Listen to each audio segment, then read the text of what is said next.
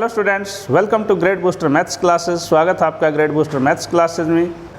The angle of elevation of an airplane from point A on the ground is 60 degree after a flight of 10 seconds on the same height.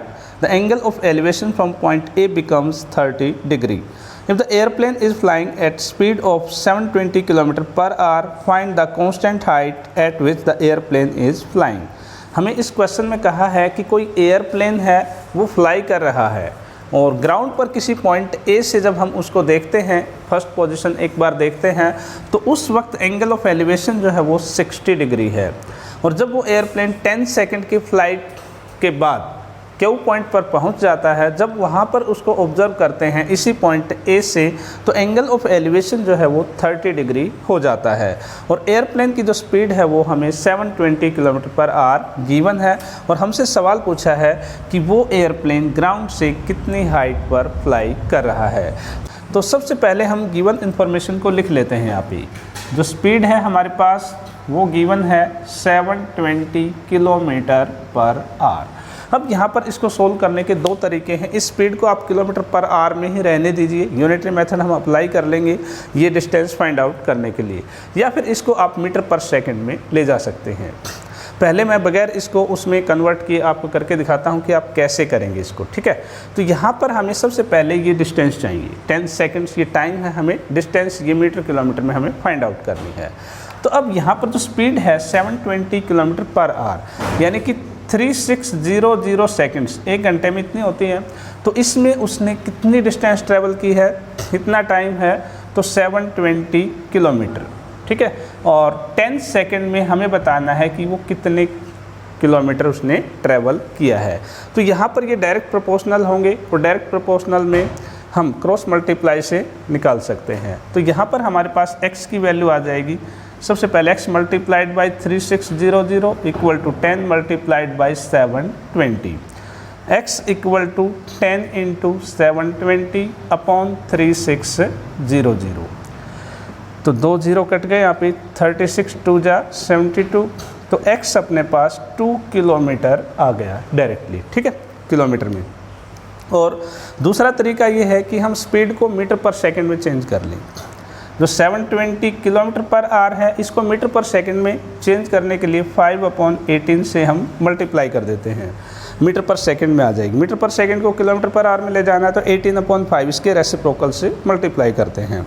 तो ये आपके पास आ जाएगा 10 4 जा 0 200 metre पर second. और time हमारे पास 10 second है, तो 10 सेकंड में हमारे पास डिस्टेंस क्या आ जाएगी। डिस्टेंस का फॉर्मूला होता है speed multiplied by time. Time अपने पास 10 सेकंड है जो कि 2000 मीटर, इस बार हमारे पास मीटर में आ जाएगी, ठीक है। तो यहाँ पर इसको आप 2 किलोमीटर लिख सकते हैं। तो इस तरह से हम ये डिस्टेंस फाइंड आउट करेंगे, यानी हमारे पास ये जो डिस्टेंस है वो 2 किलोमीटर आ गई, ठीक है। आप इसको 2000 मीटर में भी इस्तेमाल कर सकते हैं, ठीक है। तो अब इसको थोड़ा सा इरेज करके आगे, जब भी आपके पास ट्रिग्नोमेट्री के केस में एक से ज़्यादा राइट ट्राइंगल बन रही हो और किसी भी ट्राइंगल राइट ट्राइंगल की फुल साइड गिवन ना हो, यानी कि हमारे पास राइट ट्राइंगल PAB है, इसकी फुल साइड हमारे पास कोई भी नहीं है।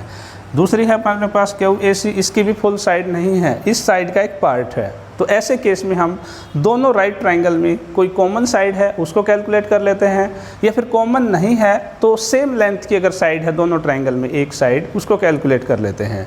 तो यहाँ पर अपने पास PAB ट्राइंगल में PB साइड और QAC में QC, इन दोनों की लेंथ सेम है और इन दोनों ट्राइंगल्स में हम ट्रिग्नोमेट्री अप्लाई करके इनकी वैल्यू फाइंड आउट करेंगे और उन दोनों को इक्वल पुट कर देंगे, जिससे हमें एक इक्वेशन मिल जाएगी। तो कैसे करेंगे देखिए, इन ट्राइंगल PAB ट्राइंगल में हम PB कैलकुलेट करेंगे क्योंकि उसमें QC दोनों साइड इक्वल हैं, वो फाइंड आउट करते हैं। तो फॉर्मूला अपने पास है, जो साइड हमें फाइंड आउट करनी होती है वो ऊपर पुट करते हैं, हमें PB निकालना है, PB अपॉन, और इसको आप मान लीजिए जैसे x तो हमने उसको स्पीड को ले लिया था, इसको y मान लीजिए, ओके। तो ये जो गैप है अपने पास ये y किलोमीटर हो जाएगा AB, okay. PB upon AB equal to, अब PB इस ट्राइंगल में हमारे पास इस एंगल के सामने वाली साइड है परपेंडिकुलर, और ये नीचे अपने पास बेस है। परपेंडिकुलर अपॉन बेस से बनता है टेंजेंट थीटा। तो ये अपने पास बन गया P B upon Y equal to tangent and angle in this triangle is 60 degree. P B upon Y equal to tangent 60 degree की वैल्यू हमारे पास √3 होती है।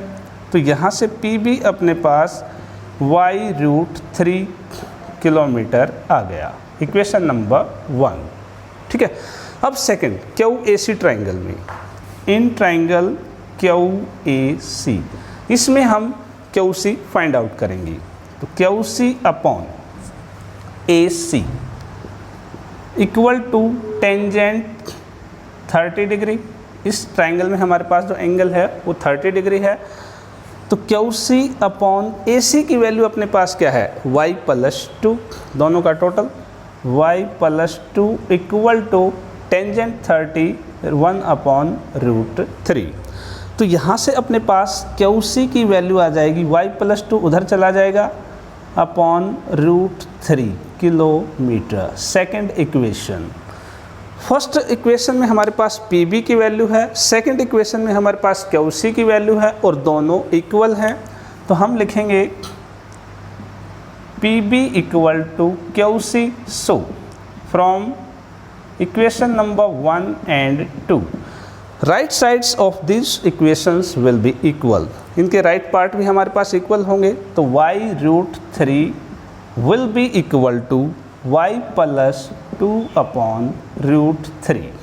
ओके, नाउ क्रॉस मल्टीप्लाई, इसको इधर ले आएँ तो ये अपने पास बन जाएगा 3y equal to y + 2, 2y equal to 2, y equal to 1। Put y equal to 1 in equation number 1। P B equal to 1 multiplied by √3 means √3 kilometre. और इसको हम न्यूमेरिकल में, इसको हम रूट को सोल्व करेंगे। √3 की वैल्यू हमारे पास 1.732 होती है, इक्वल टू 1.732 किलोमीटर। तो इस प्लेन की जो हाइट है ग्राउंड से वो 1.732 किलोमीटर आ गई है। तो ये था आज का क्वेश्चन। उम्मीद है आपको अच्छी तरह से समझ में आया है। अगर आपको वीडियो अच्छी लगी है, हेल्पफुल रही है, तो लाइक शेयर कमेंट जरूर कीजिए। Thank you very much and have a nice day.